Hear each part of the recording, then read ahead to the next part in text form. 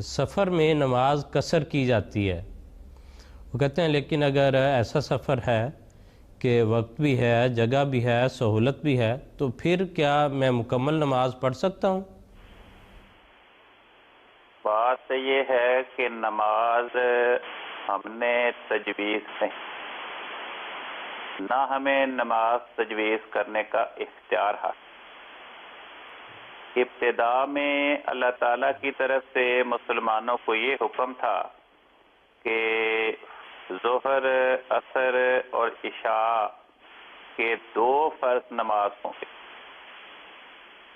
بعد میں اللہ تعالیٰ کی طرف سے یہ حکم آیا کہ سفر میں تو ظہر، عصر اور عشاء کی نمازوں کی تعداد 2 فرض ہی ہوگی رکعت کی، لیکن قیام کے دوران جب انسان مسافر نہ ہو، جسے کہتے ہیں کہ حالت حضر ہو، تو فرمایا کہ حالت حضر میں مسلمان ظہر کے 4 فرض، عصر کے 4 فرض اور عشاء کے 4 فرض پڑھ۔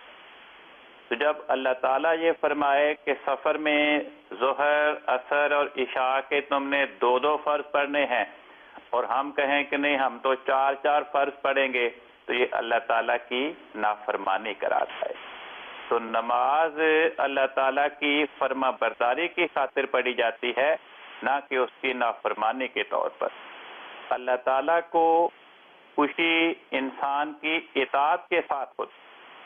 اگر اللہ تعالیٰ کہے کہ 4 رکعت پڑھو، تو 4 رکعت پڑھنے سے ہمیں اللہ تعالیٰ کی رضا نصیب ہو۔